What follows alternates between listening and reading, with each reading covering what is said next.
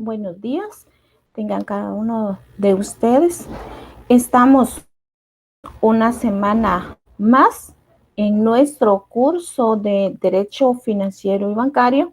Nuestro código es FG 056. Estamos en la semana correspondiente a la número 5. Estamos a poco tiempo ya para que ustedes empiecen su primer parcial. Y nuestro tema a tratar el día de hoy es acerca de la clasificación de los impuestos. Su catedrática, Brenda Elizabeth Ramírez Valencia. Soy abogada y notaria. Empezaremos nuestro curso con lo que es el objetivo de la clase para esta semana, el cual pues tenemos que es en que el estudiante pues tenga el conocimiento de que existe un impuesto, el cual su pago pues va a ser anual y que este recae sobre los bienes inmuebles en el territorio de Guatemala. Esta vez pues no vamos a hablar acerca del impuesto al valor agregado IVA, sino que vamos a hablar del impuesto sobre inmuebles. Esta es nuestra clase del día de hoy, en el cual pues estaremos hablando de uno de estos impuestos. Recordemos que nuestros impuestos, pues dice nuestro código tributario, se dividen en impuestos, tributos, arbitrios y contribuciones especiales. Y hoy pues vamos a hablar acerca de impuesto único sobre inmuebles, el cual es el IUSI. Y empezaremos hablando de este artículo, pero en su artículo número 1 acerca de esta ley sobre la ley del impuesto sobre inmuebles, el cual pues si tú lo tienes a la mano me podrías ayudar o podrías ir, pero si no lo tienes a la mano puedes corroborar en el transcurso del día o más adelante, que esto es en donde te puedes fundamentar, el cual pues nos establece en su artículo 1, dice que este impuesto es sobre el valor agregado sobre bienes inmuebles y está situado en el territorio de la República de Guatemala.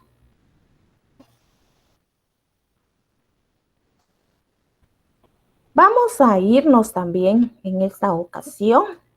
Te voy a hacer recordar lo que es nuestro Código Civil y pues vamos a leer lo que es el artículo 442 para ver si tú me puedes acompañar a nuestra lectura y empezaremos antes de entrar en materia de lo que es el IUSI o el impuesto sobre inmuebles. Tenemos que ver la palabra o la definición de lo que es un bien y qué mejor si lo sacamos o nos fundamentamos de nuestras leyes. Y dice nuestro Código Civil, Decreto Ley 106 del Congreso de la República de Guatemala. Dice, son bienes las cosas que son o pueden ser objeto de apropiación. Y estas pues se clasifican en bienes inmuebles y bienes muebles. Si te recordarás, existe esta clasificación y pues su definición es de que los bienes muebles son aquellos bienes que se pueden trasladar de un lugar a otro sin menoscabo de su, o no puede haber un deterioro en ellos, pero mientras que los bienes inmuebles son aquellos que no se pueden trasladar de un lugar a otro. Entonces, y de esa clase de bienes, pues vamos a hablar el día de hoy.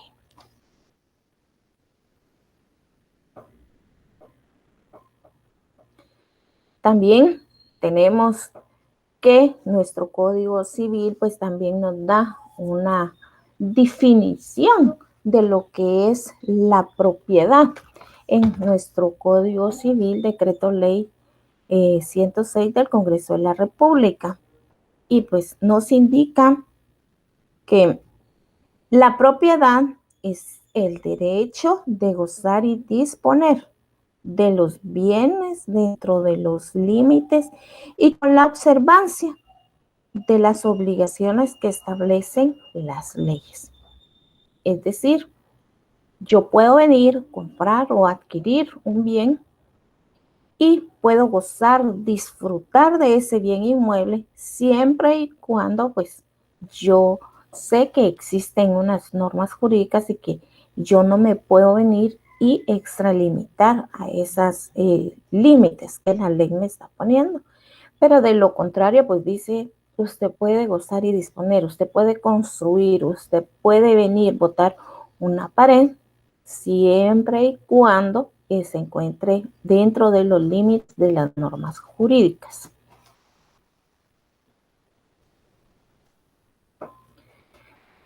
Hablemos sobre quiénes va a recaer el impuesto único sobre inmuebles. El artículo 3 de dicha ley del impuesto único sobre inmuebles, o como decimos abreviadamente el IUCI, pues esta es bien clara y me dice que solamente recae sobre bienes inmuebles, ya sea urbanos o rústicos. Si te das cuenta, pues no me dice sobre objetos, solamente me indica sobre bienes inmuebles. Hablaremos ahora acerca de cómo nace el impuesto único sobre inmuebles dentro de Guatemala. Solo déjame verificar y quisiera hacer, y si te están llegando las diapositivas y si todo está bien, si tú me pudieras enviar un mensaje, yo lo agradecería para ver que se están transmitiendo y me estás escuchando por medio de nuestro correo institucional. Continuemos y pues vamos a dar paso a lo que es la historia sobre los impuestos del inmueble. Y dice que este nace en la Reforma Liberal en 1871, el cual pues impulsó y consolidó la propiedad privada mediante la confiscación de las mejores tierras de las comunidades indígenas y de la iglesia, por medio pues de un decreto, el cual se llamaba dicho decreto la construcción urbana. Y fue en noviembre en 1871 que se grabó todas las edificaciones localizadas en los centros de los pobladores de la República de Guatemala.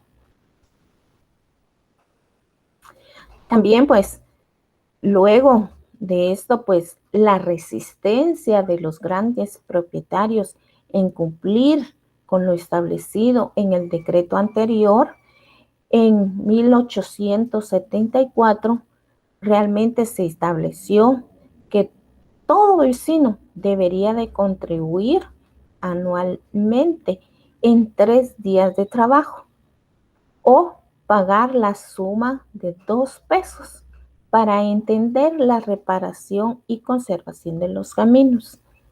Es decir, que en esa época o se pagaba o se trabajaba. Podría ser en especie, ¿verdad? Los gravámenes sobre la propiedad territorial se mantuvieron y pues estos fueron dispersándose y con las pequeñas modificaciones a través de la emisión de varios decretos. Es decir, que hubieron bastantes para llegar al año de 1921. Dentro de las contribuciones se emitió un capítulo la cual unificaba la retribución o los tributos, ¿verdad?, acerca de los inmuebles localizados en el área urbana y en el área rural.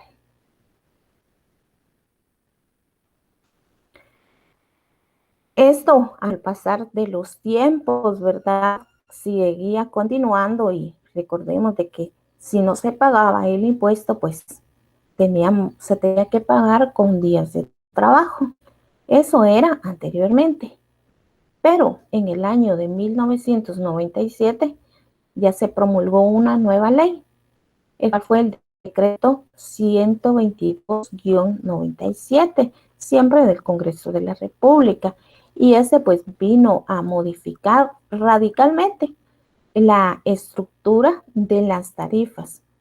Esto hizo que se tuviese una alta regresividad, razón por la cual fue derogada mediante una promulgación del decreto 15-98, el cual pues es el que contamos actualmente vigente, pero se reforma lo dispuesto en el decreto 62-87.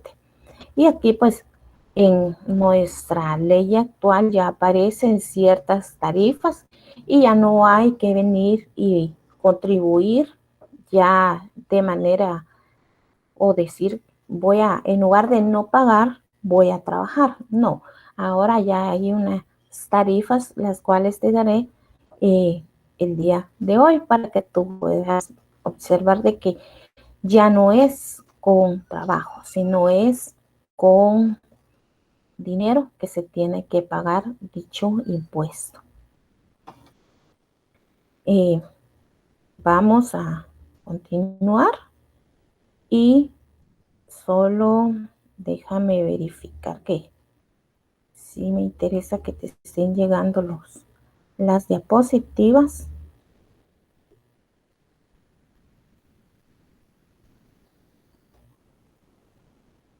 Quiero agradecer a todos que me están llegando y estamos haciendo llegar las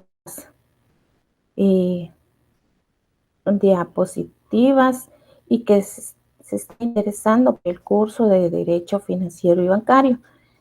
He agradecido sus comentarios y sí me indican de que sí estamos llegando. Bueno, continuemos con nuestra clase el día de hoy y hablaremos sobre los títulos de tierra. Al hablar acerca de los títulos de tierra, es decir, cómo compruebo que dicho terreno es de mi propiedad o es mío, es en el cual pues estoy tomando posesión. También déjeme decirte que este documento en derecho pues se demuestra oficialmente que hemos dicho que la propiedad del bien inmueble es de mi propiedad. Y en nuestros tiempos ahora lo demostramos con escritura pública. Anteriormente pues solamente se daba de palabra, ¿verdad? Y se compraba y se vendía y decían, mire, yo le voy a vender dicho inmueble o dicho terreno o dicha finca. También podríamos hablar de dichas tareas, las cuales tienen tantas brazadas, dice, ¿sí? Pero solo lo hacían de manera verbal. Es decir, no había un documento de por medio o un título, pero la palabra era más que suficiente para todas estas personas que decían, le voy a vender este terreno o le voy a dar en venta esa propiedad. Ahora, en nuestro tiempo, pues ya no podemos confiar tanto así y pues hemos creado, ¿verdad? O las normas jurídicas nos han establecido que se tiene que dar un documento y este es en escritura pública. Y pues, sí, en notariado nos da una lista de todo lo que tiene que llevar esa escritura pública o todo lo que debe de contener en su artículo 29. Entonces, hablemos de lo que en este tiempo, pues, ¿cómo voy a justificar que ese terreno o esa propiedad me pertenece? Hemos dicho por medio de escritura pública y pues, es el ordenamiento que da nuestro país ahora.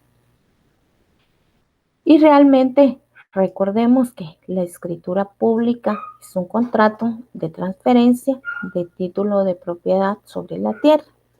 Dicha escritura pública la podemos llegar hasta cierto punto a ser registrable, es decir, pues va a inscribirse en el registro general de la propiedad, en el cual pues tú vas a venir y vas a terminar de asegurar que esas tierras o esa propiedad te pertenecen a ti. Continuemos con nuestro impuesto sobre inmuebles y este es el turno de saber cómo voy a pagar dicho impuesto al IUCI, cómo lo voy a pagar al Estado. Es muy simple, se paga de manera anual si tú quieres, pero sin embargo, según lo establece la ley del impuesto sobre inmuebles, el contribuyente también puede cancelar de forma trimestral, es decir, durante los meses de abril, julio, octubre y enero del siguiente año. Es decir, también lo puedo pagar, ya sea si lo tengo todo, pagarlo de una sola vez y el Estado pues me lo va a recibir esa recaudación. Y si no cuento con todos ese dinero, pues no hay ningún problema. También dice, miren, lo puede pagar trimestralmente. Y le voy a dar los meses de abril, julio, octubre y también enero del siguiente año. Esta es una forma de pagar nuestro impuesto sobre los inmuebles. ¿Cuál es el objeto del IUCI o de esta ley, de esta norma jurídica? El objeto pues es contribuir al desarrollo de los habitantes y de cada municipio. Cada recaudación tiene cierto porcentaje y el 70% pues de lo recaudado acerca de estos impuestos va a ir destinado a las municipalidades y el otro 30% se utilizará para gastos administrativos de funcionamiento público. Es decir, conclusión, el objeto de la presente ley del impuesto sobre bienes inmuebles es contribuir al desarrollo de los habitantes de cada municipio. ¿Por qué cada municipio? Porque hemos dicho que el 70% se les va destinado o se les va a entregar a las municipalidades.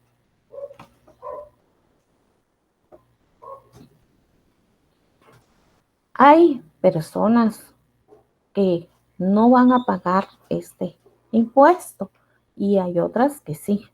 Y el artículo 12 de dicha ley, pues me indica quiénes no van a pagar este impuesto sobre inmuebles. Y uno de ellos, pues, es el Estado y sus entidades descentralizadas. Así como también me indica, mire, no van a pagar impuesto las misiones diplomáticas y consulares. Y también me indica el artículo número 12 de dicha ley, no pagarán impuestos los organismos internacionales de los cuales forma parte Guatemala.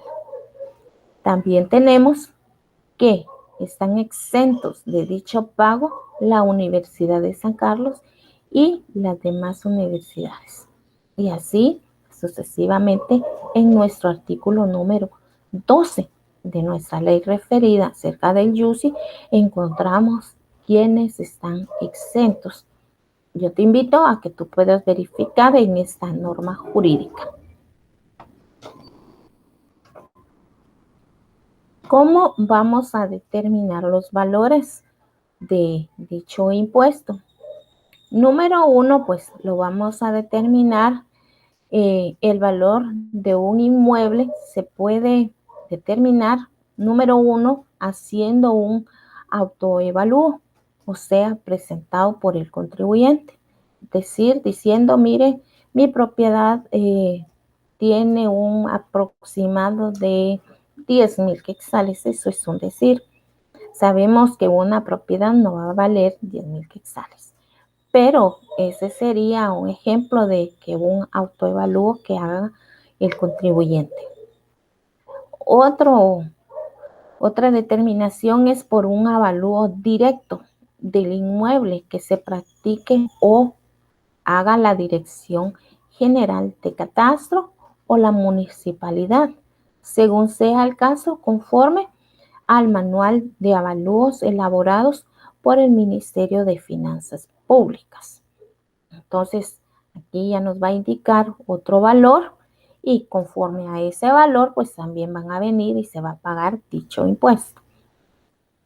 También tenemos que se va a determinar el valor conforme a un avalúo técnico, o sea, practicado por un evaluador autorizado por la Dirección de Catastro o a requerimiento del propietario.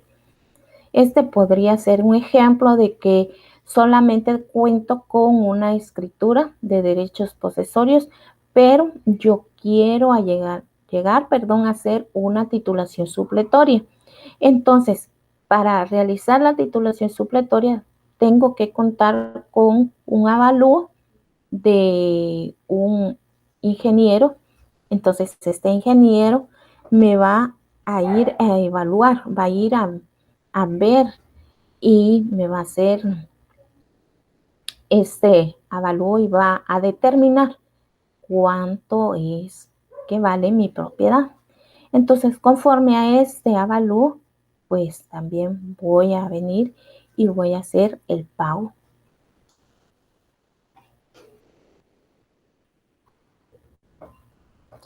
Y aquí pues tenemos nuestra tasa de impuestos acerca del impuesto sobre inmuebles, el cual pues también lo encontrarás en dicha norma jurídica. Y para determinar dichos impuestos o dichas escalas, las tenemos las siguientes. Y una columna de las escalas y la tasa.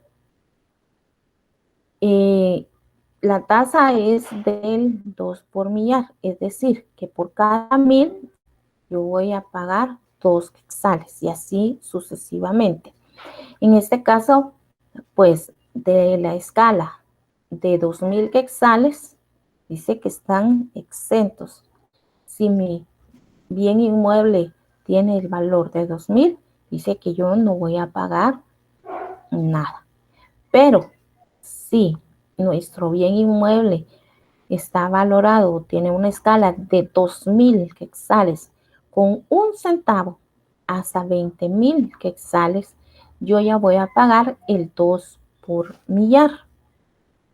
Y si mi escala o mi autoevalúo tiene de 20,000 quetzales con 1 centavo hasta el 70,000 quetzales, entonces yo pagaré el 6 por millar. Y si mi autoevalúo yo le pongo de 70,000 quetzales con 1 centavo en adelante, pues yo pagaré el 9 por millar.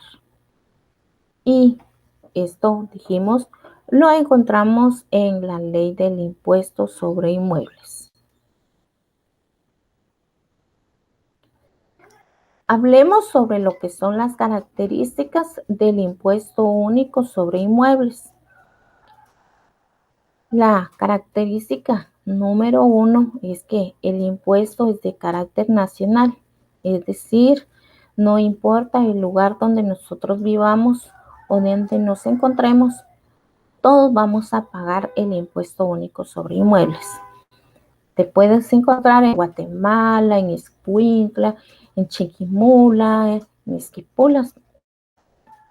La única manera de que no paguemos este impuesto es no teniendo inmuebles a nuestro nombre.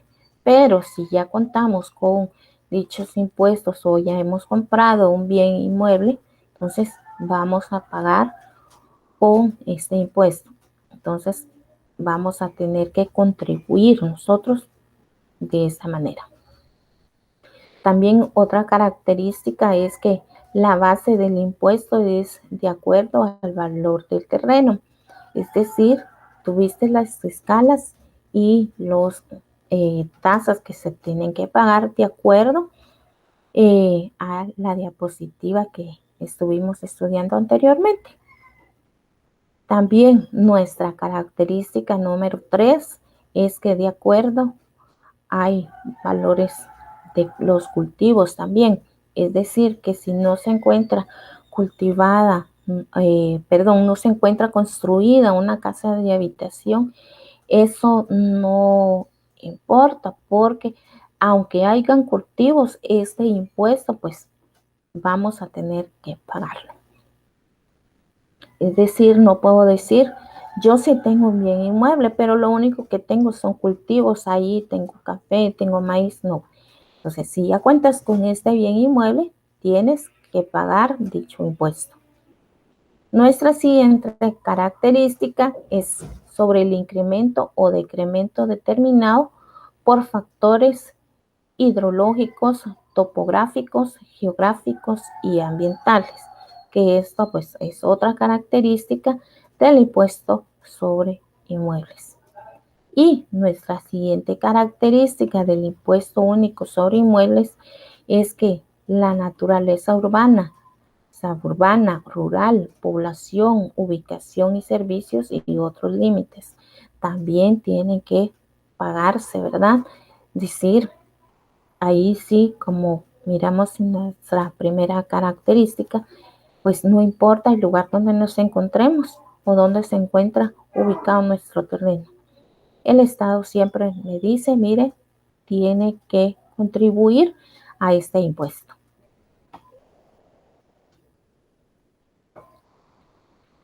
Hablemos sobre los principios constitucionales de la tributación en Guatemala. Y para esto, pues vamos a hablar de nuestro principio fundamental. Recordemos que este principio es fundamental en materia tributaria. Y aquí, pues, quiero que me acompañes a nuestra Constitución Política de la República de Guatemala en su artículo 239, en el cual me indica el principio de legalidad.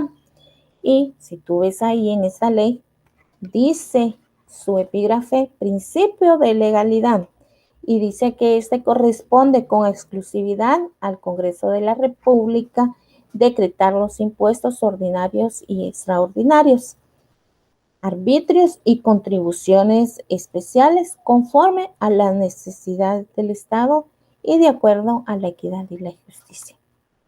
Es decir, que este impuesto pues también se encuentra normado dentro de lo que es nuestra Constitución Política de la República de Guatemala. En conclusión, podemos decir que el impuesto único sobre inmuebles se encuentra fundamentado en lo que es la Constitución Política de la República. Hablemos también del principio de capacidad de pago. Y este pues lo encontramos regulado en lo que es nuestro Constitución Política de la República de Guatemala en su artículo 243. Si tú me puedes acompañar, te lo agradeceré. Y dice también su epígrafe, principio de capacidad de pago. El sistema tributario debe de ser justo y equitativo. Para el efecto de las leyes tributarias serán estructuradas, dice, conforme al principio de capacidad de pago. Se prohíben los tributos confiscatorios y la doble o múltiple tributación. Dejémoslo hasta en el primer párrafo porque después les voy a explicar.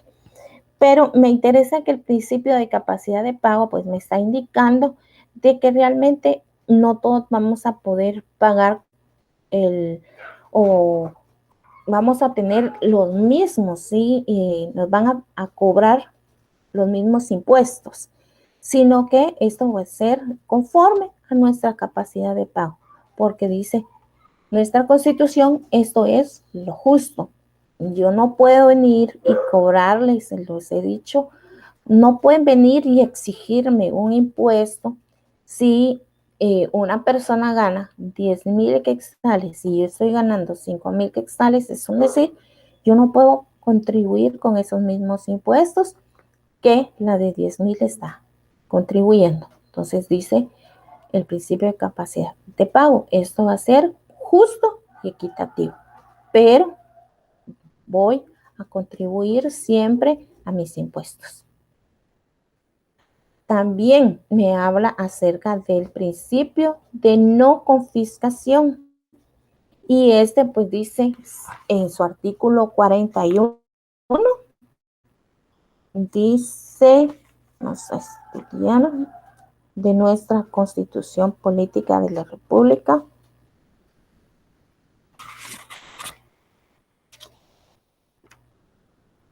No, es, déjame decir,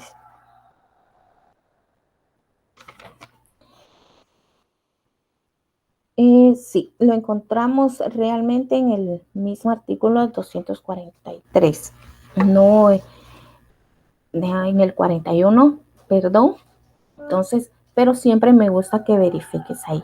Yo en este momento me di cuenta, no es el artículo 41 de la Constitución, ¿sí?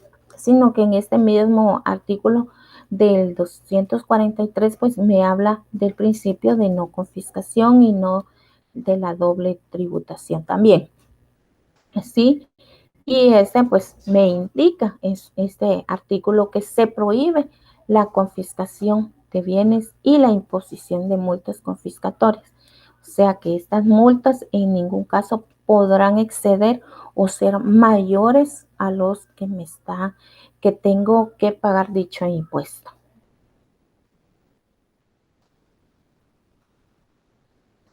Hablemos del principio de justicia. Ese es otro principio constitucional de tributación en Guatemala. El principio de justicia pues me indica que debo pagar de acuerdo a la proporción de mis ingresos. Este principio es casi igual al principio de capacidad de pago. Es en proporción a lo que yo voy o yo tengo de ingresos. También contamos con el principio de capacidad de pago, que como te dije anteriormente, es el artículo 243. Lo puse en esa diapositiva nuevamente para que tú pudieras verificar, ¿sí? Bueno, hablemos ahora acerca de lo que son las tasas. Y estas pues son otros impuestos que nosotros como contribuyentes debemos pagar al Estado. Y si te recordarás, también se encuentra estipulado en lo que es nuestro código tributario. En su artículo número 9, pues me indica, ¿verdad?, qué son los tributos.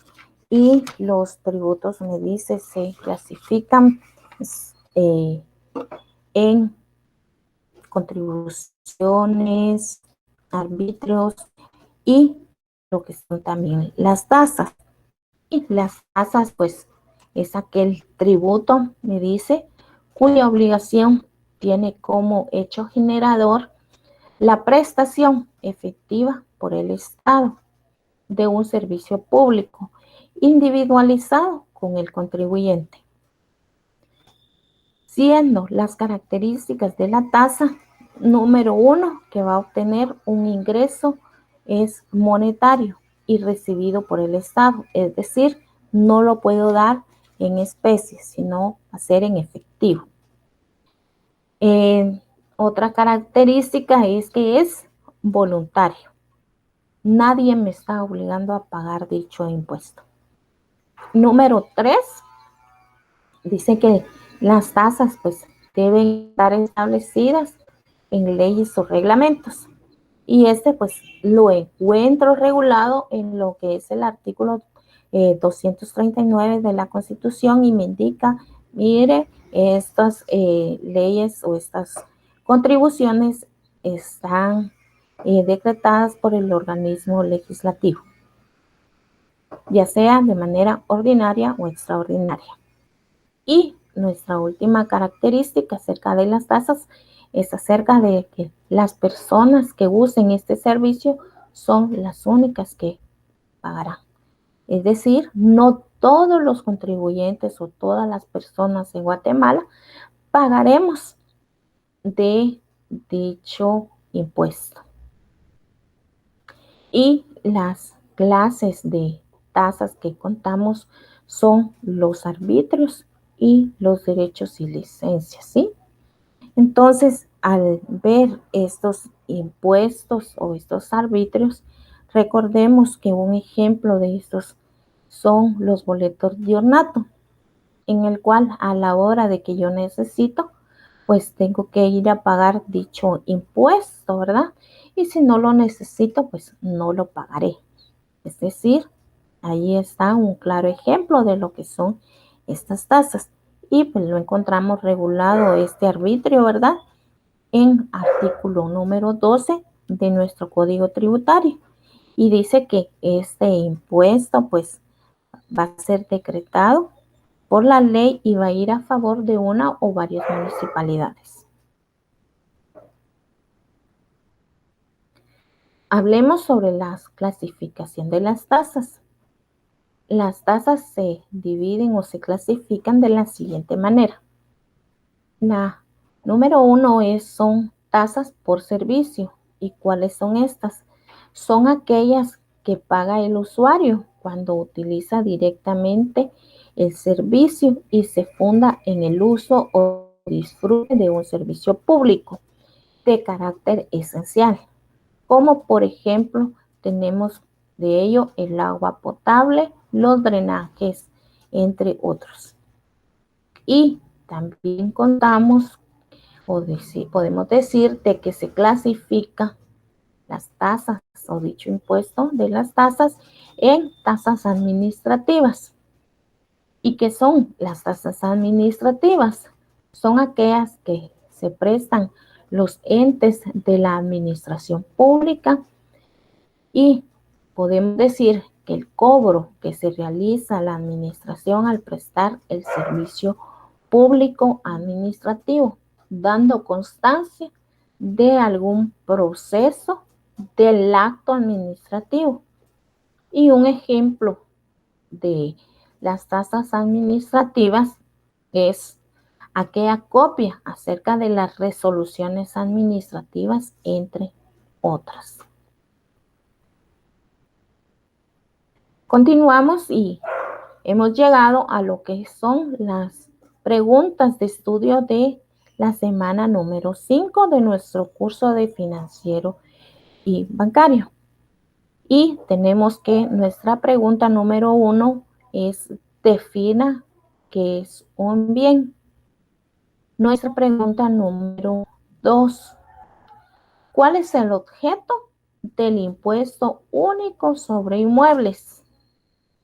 Pregunta número 3, correspondiente a la semana número 5 de nuestro curso de Derecho Financiero y Bancario. Defina el derecho de propiedad. Y nuestra pregunta número 4 de la semana 5 de nuestro curso de Derecho Financiero y Bancario define qué es una tasa. Y nuestra pregunta número 5 de nuestro curso de Derecho Financiero y Bancario es: ¿cómo se clasifican las tasas? Recordemos, son 5 preguntas para tu estudio, para que tú las puedas contestar en el tiempo que tú consideres. Por favor, estúdialas, contéstalas. No me las tienes que enviar, son para ti, para tu estudio. Estas son las 5 preguntas de nuestra semana correspondiente a la número 5 de nuestro curso de Derecho Financiero y Bancario. No me queda más que agradecer tu fina atención a esta semana y nos vemos la próxima semana. Que Dios te bendiga y que sigas gozando de un fin de semana excelente. Muchísimas gracias.